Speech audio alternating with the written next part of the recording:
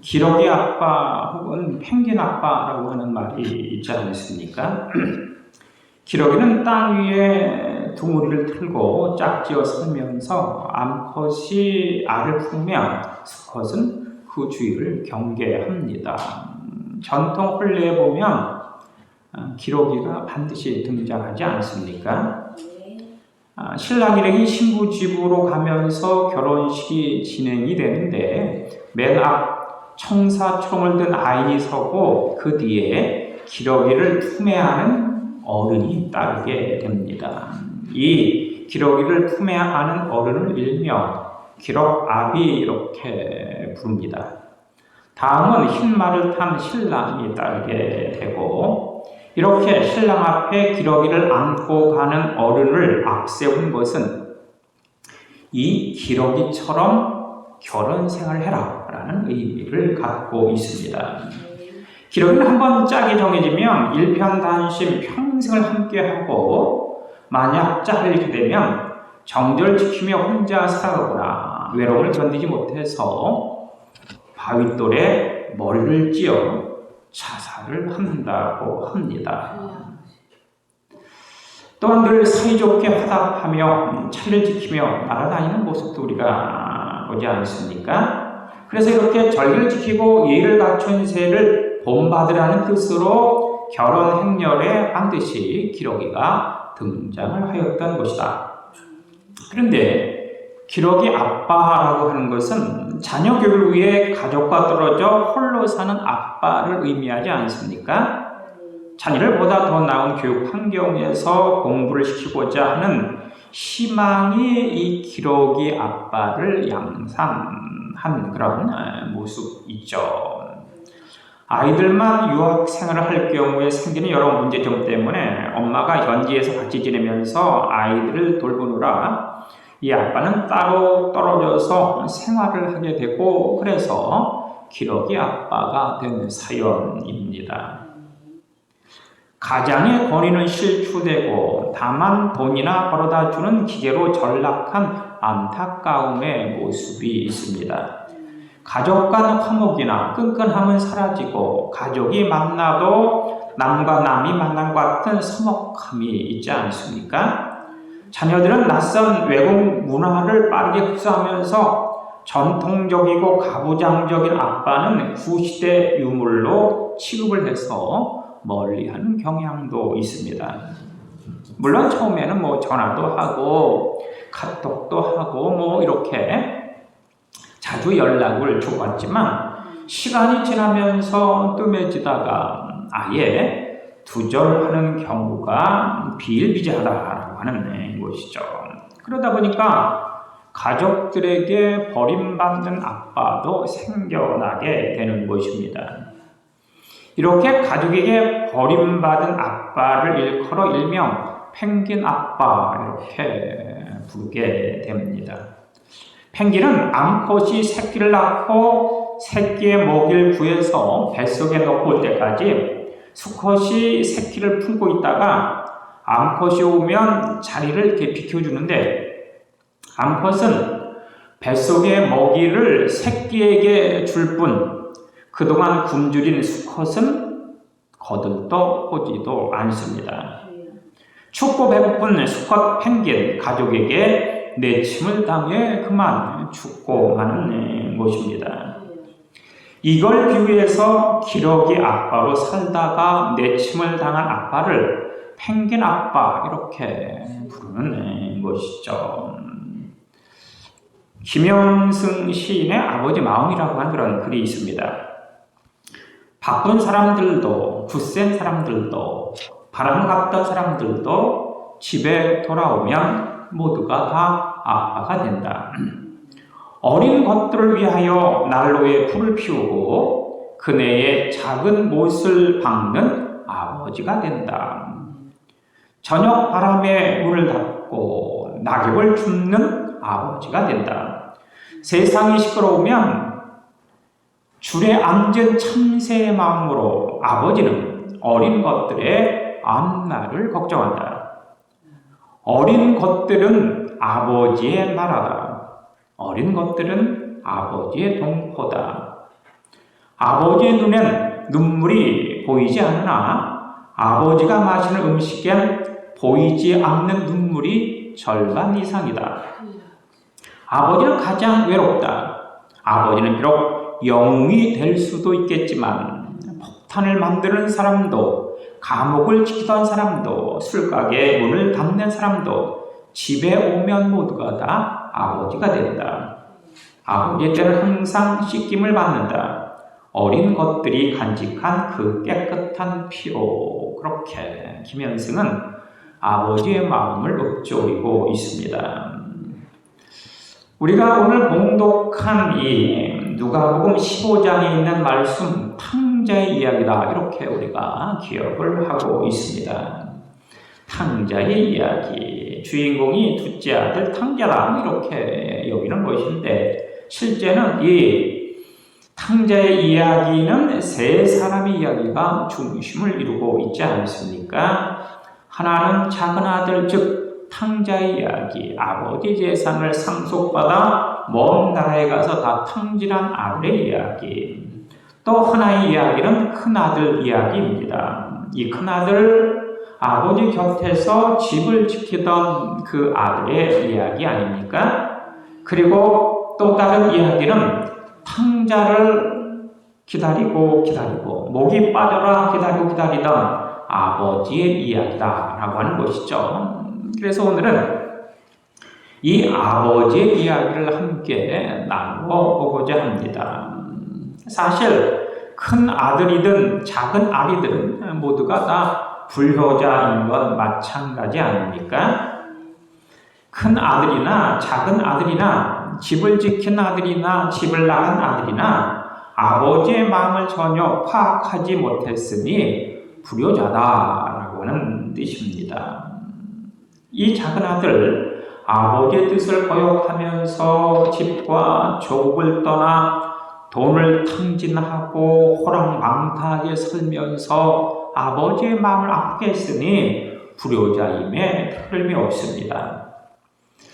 그런데 큰 아들은 자신이 아버지를 모시고 살았으니, 나는 아버지부터 상속도 받지 않고 집도 떠나지 않고 그래서 아버지의 가슴을 아프게 하지 않았으니 나는 내 동생보다 더 좋은 대우를 받아야 한다라고 하는 이심에 사로잡혀서 동생에게 미련을 보지 못하는 아버지가 영 못마땅한 그런 어떤 모습을 보이지 않습니까? 거기다가 거짓골이 되어 돌아온 동생을 환대하면서 받아들이는 아버지를 이해하기를 거부하면서 반항하고 있는 겁니다. 그러면서 아버지의 가슴에 못을 받고 있죠. 그러니 역시 큰아들 역시 불효자다라고 하는 말 아니겠습니까? 사실 집을 나간 탕자나 집을 지고 있었던 큰아들이나 모두가 잃어버린 아들이다라고 하는 것입니다. 작은 아들과는 물리적인 거리가 있었죠. 이 작은 아들, 아버지의 재산을 상속받아서 집을 떠났을 뿐만 아니라 아예 나라까지 떠나지 않습니까? 아버지부터 이 물리적 거리가 엄청났다라고 하는 것인데, 그런데 큰 아들의 경우는 어떠했을까요? 이 큰 아들 아버지 곁에 있었습니다. 아버지 집에 있었습니다. 하지만 아버지의 마음을 전혀 헤아리지 못하는 심리적 거리가 엄청났다라고 하는 것을 우리가 여기서 파악할 수 있습니다. 하나는 아버지 곁을 떠나서 방탕했고, 또 하나는 아버지의 마음을 떠나서 아버지에게 반항을 하고 있습니다. 그러니 이것이 진정한 자녀가 되는 그 어떤 부자 관계를 방해하고 있는 높은 담을 쌓고 깊은 성을 만드는 그런 요소가 아니냐라고 하는 것입니다. 우리는 작은 아들 쪽으로 닮았든지 혹은 큰 아들 쪽으로 닮았든지 무조건적으로 사랑하시는 아버지 하나님께로 반드시 돌아와야 합니다. 물리적 거리, 심리적 거리가 없이 우리와 하나님 사이 있는 높은 담 혹은 휘장 혹은 깊은 수렁을 다 이렇게 메꾸고 혹은 잘라내고 허물어버리고 반드시 하나님 곁으로 돌아와야 된다라고 하는 것입니다. 우리는 과연 큰 아들을 닮았습니까? 아니면 작은 아들을 닮았습니까? 작은 아들이 돌아오자 아버지는 그 아들에게 달려가서 얼싸안습니다. 포옹하죠. 입을 맞춥니다. 그리고 목욕을 시키고 가장 좋은 옷과 손에 가락지를 끼워주고 발에 신발을 신겨주는 것이죠. 이렇게 늙은 아버지가, 동네 유지의 아버지가 아들에게 달려가서 그렇게 행동하는 것, 체면을 차리는 어른의 행동이 아니었죠. 무조건적으로 아들이 돌아온 것을 너무 기뻐하고 너무 신나하는 그런 아버지의 사랑입니다. 그리고 이 아버지는 큰 아들과 협의도 하지 않죠. 물어보지도 않고 곧바로 잔치를 배설합니다. 살찐 송아지를 잡아서 동네 사람을 불러다가 아주 큰 잔치를 배설하는 것이죠. 이 아버지의 마음은 한시도 미룰 수가 없다. 내 아들이 돌아온 것을, 내 아들이 다시금 내 품에 돌아온 것을, 그리고 내 아들이 다시금 내 상속자가 된 것을 알리는 것, 선포하는 것을 더 이상 미룰 수 없다라는 그런 의미로 곧바로 잔치를 배설하였다. 아버지의 유일한 관심은 체면도 아니었습니다. 물질도 아니었죠. 평판도 아닙니다. 오직 아버지의 관심은 내 아들뿐이죠. 렘브란트라고 하는 화가가 그린 탕자의 귀향이다라는 그림이 있습니다. 이 탕자의 귀향이라고 하는 그림을 보면 이 아버지가 나이가 들었을 뿐만 아니라 아예 눈이 이렇게 멀어 있습니다. 눈이 보이질 않습니다. 탕자의 귀향에 나오는 이 탕자의 아버지, 눈이 보이지 않는 아버지다. 아마도 렘브란트는 육신의 눈이 멀고 영의 눈이 떠져 있는 그 아버지를 표현하고 싶었던 것 같습니다. 그리고 무엇보다도 사랑의 눈먼 아버지의 모습을 이 렘브란트가 강조하고 있는 것입니다. 육신이 아닌 영의 눈을 뜨고 사랑의 눈이 먼 이 아버지, 그리고 그 그림은 아버지가 그 돌아온 이 두 번째 아들, 이 탕자를 두 손으로 쓰다듬고 있는 모습이 있습니다. 왼손으로 이 아들의 손을 잡고 오른손으로 아들의 손을 어루만지고 있습니다. 여기서 우리는 아들을 향한 아버지의 마음과 따뜻한 어머니의 마음, 즉 부성과 모성을 동시에 깨닫게 됩니다. 또한 아버지와 아들 위에 한 줄기 빛이 쏟아져 내리고 있는데 이것은 아버지 사랑만이 진정한 참 소망이요 희망이요 빛이다라는 것을 강조하고 있는 것입니다. 사실 이 아버지, 이 두 번째 아들이 집을 나가기 전에도 역시 사랑했죠. 그리고 이 아들이 집을 나가게 되어지면 그 결과가 뻔하다라는 것도 알고 있었습니다. 하지만 사랑한다는 이유만으로, 그 아들을 위한다는 이유만으로 아버지는 아들을 억지로 집안에 가다 두지 않았다. 집안에 이렇게 붙잡아 두지 않았다라고 하는 것입니다. 자유롭게 풀어주되 경험하고 체험하고 또한 직접 자신이 그것을 다 이렇게 느껴봄으로 말미암아 다시금 아버지 품으로 돌아오기만을 이 아버지는 기다리고 또 기다리는 것입니다. 아버지를 떠나면, 집을 떠나면 고생이다라는 것을 잘 알고 있기 때문에 집 떠난 아들이 돌아오기를 이 아버지는 대문을 활짝 열고 온 집안에 불을 환히 켜놓고 그렇게 기다리다가 그것도 성에 차지 않아 동구 바깥에 나와 아들을 기다리고 또 기다리고 또 기다립니다. 사실 나간 자식을 받아들인다고 하는 것은 그의 공로가 있어서가 아니죠. 이 작은 아들은 아버지의 재산을 미리 상속받았습니다. 유대의 법에 의해서는 아버지가 아들에게 상속하기 위해서는 아버지가 죽었을 때 가능한 일이지, 살아있는 아버지에게 상속을 받는다라고 하는 것은 아버지를 죽이는 일과 똑같습니다.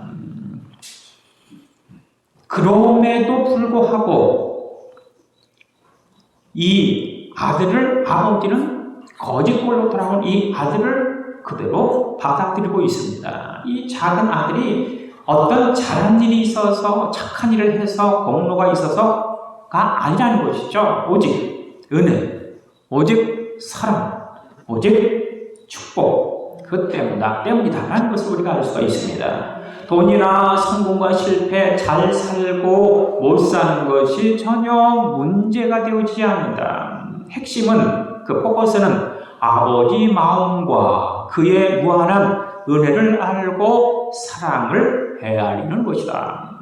그러니 기다리시고 불쌍히 여기시고 다 용서하시고 몽땅 베푸시고 모두 쏟아 부으시며 사랑하시는 그분에게 우리가 어찌 달려오지 않을 수 있겠습니까? 아들을 위해서 정원을 가꾸는 아버지가 있습니다. 전통 가구 명작으로 유명한 임진호 씨죠. 대학교 때 불의의 사고를 당해서 중증 지체 장애인이 된 아들, 그의 이름이 형제입니다. 형제, 아재죠. 아재, 형제. 이름이 형제입니다. 아들 형제가 방 안에 누워서 바라보는 창밖이 세상의 전부가 된 것을 보면서 침대에 누워서 바라보는 것은 창밖의 세상이 전부다라고 하는 것이죠. 그러면서 그 아들을 위해서 그 아들에게 조금 더 아름다운 풍경, 세상 밖의 그 모습을 보여주고 싶어서 이 아버지는 정원을 꾸미기 시작을 하는 것입니다. 처음엔 그 아들이 바라보는 그 창문 옆에 나무 두 그루를 심었습니다. 그렇게 시작했는데 어느덧 3만 평이 넘는 거대한 수목원으로 변했다라고 하는 것입니다. 이 아버지의 끝없는 사랑 때문에 7년 동안 모든 걸 체념하고 포기하고 죽기만을 기다리던 이 아들 형제가 입으로 컴퓨터를 조작해 외부인과 소통하기 시작한 것이죠. 숨겨진 재능을 찾아내 그림과 서예를 하게 됩니다. 아버지의 사랑과 이 아들의 노력은 결국 결실을 맺어서 대한민국 미술대전에서 2번이나 수상하는 영예까지 안게 됩니다. 중증장애인으로 오직 할 수 있는 것은 창밖만을 바라보는 이 아들은 자신이 이렇게 재기하기까지 버틸 수 있었던 것은, 견딜 수 있었던 것은, 나름대로 성공할 수 있었던 것은 그동안 한결같이 보여준 아버지의 사랑 덕분입니다. 이렇게 눈물을 흘리면서 고백을 합니다. 아버지의 사랑은 끝이 없습니다. 그 사랑은 언제나 우리 곁을 떠나지 않습니다. 우리가 시류에 휩쓸려 지치고 힘들 때도 희망을 품고 내일과 미래와 비전을 바라볼 수 있다고 하는 것은 변하지 않는 하나님 아버지의 사랑이 언제나 늘 항상 우리에게 향하고 있기 때문 아니겠습니까? 몇 년 전에 그 힐링 캠프에 나왔던 그 전 아나운서, 지금은 프리랜서죠. 김성주라고 하는 사람이 있습니다. 김성주 아나운서, 지금은 뭐 예능의 이렇게 사회자로서 특히 명성을 떨치고 있죠. 이 김성주, 딸 많은 집에 장남으로 자랐던 이야기를 힐링 캠프라고 하는 그런 그 TV 프로그램에 나와서 한 적이 있습니다. 이 김성주 씨는 시골교회 목사님 아들입니다. 주변 사람들부터는 존경을 받는 시골교회 목사님이었는데 정작 식구들에게는, 가족들에게는 엄격하고 무뚝뚝했던, 전혀 김성주의 말에 의하면 전혀 가족들을 돌보지 않았던 그런 아버지였다. 이렇게 그가 회상을 하고 있습니다.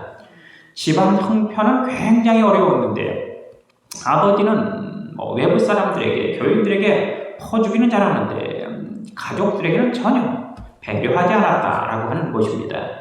누가 아프다고 하면 한밤중이라도 새벽이라도 달려가 기도해주고, 또한 그냥 달려가는 것이 아니라 뒤주에 있는 그 쌀을 퍼다가 박박 긁어다가 가져다주고 그렇게 도와주었지만 집에는 신경도 안 쓰는 아주 무정한 아버지였다. 엄마가 아프다고 해도 약도 안 사오고 병원도 안 데려다 주었으며 전혀 다정한 이야기조차 하지 않았다는 것이죠. 당시 어린 나이였던 김성주는 그런 아버지가 전혀 이해할 수 없었다고 하는 것입니다. 그렇게 이 김성주와 아버지는 그 골이 계속 깊어만 갔다라고 하는 것입니다. 그리고 이 김성주가 성장해서 세 아이의 아버지가 되고 난 후 언제부턴가 아버지와 자기 입장이 역전되어 있더라. 이렇게 그가 고백을 합니다. 아버지에게 시도 끝도 없이 화를 내고 윽박지르고 아버지에게 큰 소리치는 자기 자신을 만나게 되었다라고 하는 것입니다. 그 아버지의 마지막 유언, 아들아, 나의 지난 날을 용서해라. 그때나 지금이나 널 사랑하는 나의 가족을 사랑하는 마음은 똑같단다. 한결같단다. 하지만 내 성격상 표현이 서툴렀구나. 그리고 꼭 너에게 하고 싶은 말이 있단다. 그것은 방송 활동을 하는 내 모습을 볼 때마다 나는 무척 자랑스럽단다 라고 한 것이었죠. 사무엘하 18장 19절에서 33절에 보면 자신을 반역하고 왕궁에서 몰아낸 쿠데타를 일으킨 압살롬의 이야기가 나오고 있습니다. 다윗의 아들 압살롬이 아버지 다윗 왕을 몰아내고 쿠데타를 일으키고 자신이 왕이 된 사건. 그런데 이 압살롬의 죽음에 대한 반응이 나오고 있습니다. 압살롬의 죽음을 아히마아스라고 하는 사람이 전하게 되는데, 이 아히마아스는 이스라엘이 이겼기에 왕이 기뻐하리라 라고 생각하면서 이 다윗에게 복을 합니다. 우리가 이겼습니다 라고. 그런데 정작 다윗은 요압이 예측대로 승전보엔 관심이 없고 쿠데타의 그 주역 압살롬의 안부만을 걱정하다가 압살롬이 죽었다라는 소식에 그만 땅을 치면서 통곡을 합니다. 내 아들 압살롬아, 내 아들 압살롬아, 내 아들아, 내 아들아, 내 아들아. 차라리 내가 너를 대신하여 죽었어야 했는데 이것이 무슨 일이냐라고 하면서 반역자가 아닌 아들이 죽은 것만을 생각하면서 울부짖는 이 다윗의 모습을 우리가 만날 수 있습니다. 다윗 군대가 이긴 건 기쁜 소식이었지만 다윗에게 있어서 그 기쁜 소식보다도 자신의 아들 압살롬이, 자신의 아들이 죽었기 때문에 그것은 엄청난 슬픔의 소식이었다라고 하는 것이죠. 이것이 바로 아버지의 마음이다. 좋은 글이라고 하는 그런 그 책자가 있지 않습니까? 거기에 실린 한 토막입니다. 퇴근길에 선악비의 발걸음을 재촉하는데 누군가가 선짓을 하는 것이었습니다. 고목처럼 여인 몸의 아버지였습니다. 아버지는 우산을 하나 건네주고는 앞으로 두벅두벅 말없이 걸어가셨습니다. 그 뒤 비가 올 때마다 아버지는 어김없이 나를 기다리셨는데, 그런데 이것이 감사한 것이 아니라 계속 반복이 되다 보니까 비가 오면 아버지는 우산을 가지고 나오겠지 하는 것이 당연해졌습니다. 그런데 어느 비 오는 날, 그날도 아버지가 우산을 들고 마중을 나와 계실 거야 라고 생각했었는데, 그런데 아버지가 보이지를 않는 겁니다. 화가 났습니다. 몽땅 비를 맞으면서 집으로 달려가서 아버지, 비도 오는데 뭐 하시는 거예요? 마중도 안 나오고 라고 소리를 버럭 질렀습니다. 그러자 어머니가 대답을 합니다. 그렇게도 말렸는데도 너 비 맞으면 안 된다고 우산을 들고 나가시다가 그만 몇 발자국 못 가 쓰러지셨단다. 어머니 목소리 뒤로 박고랑처럼 깊게 패인 주름살에 마른 장작처럼 누워 계신 아버지의 초라한 모습이 보였습니다. 이렇게 그 좋은 생각이라고 하는 글에 실려 있었습니다. 인간은 태초부터 하나님 앞에 반역했습니다. 지금도 인간들은 하나님을 향해서, 교회를 향해서, 믿는 사람들과 하나님의 자녀들을 향해서 비판하고 칼을 겨누고 입에 담지 못할 그런 어떤 이야기를 하는 경우가 많이 있습니다. 사실 우리가 객관적으로 볼 때 우리가 모든 죄로 말미암아 우리가 죽었어야 하는 것이 마땅하지 않습니까? 하지만 하나님께서는 다윗처럼 내가 너희를 대신하여 죽었으면 좋았을 것이다 이렇게 여기시는 것입니다. 너희가 죽을 것이 아니라 내가 죽어야 된다라고 하는 것, 그것이 바로 십자가 사랑 아니겠습니까?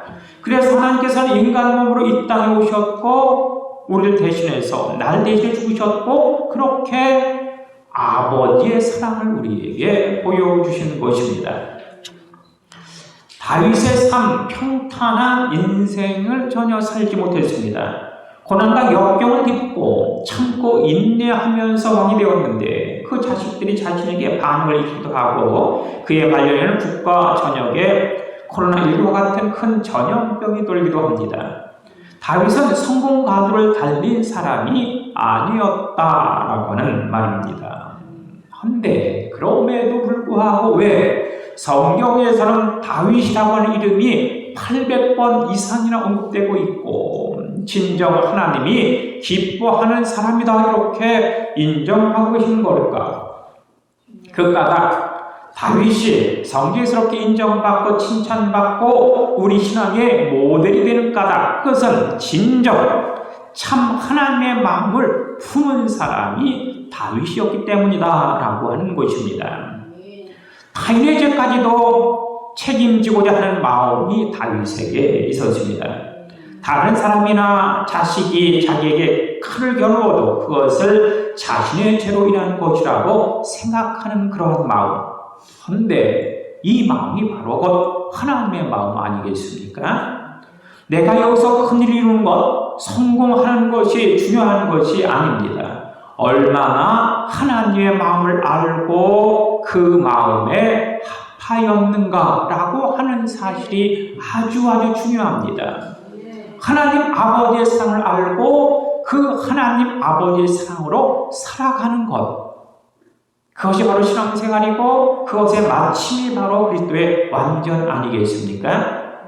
하나님을 성공하는 것만 따르거나 아버지를 탓하는 큰 아들의 마음이나 남의 탓을 하는 압살롬의 마음이 아닙니다. 그래서 모든 것을 당신 자신의 책임으로 여기시면서 모든 책임을 감당하시고자 십자가를 지신 분, 그분이 바로 하나님이시다라고 하는 것입니다.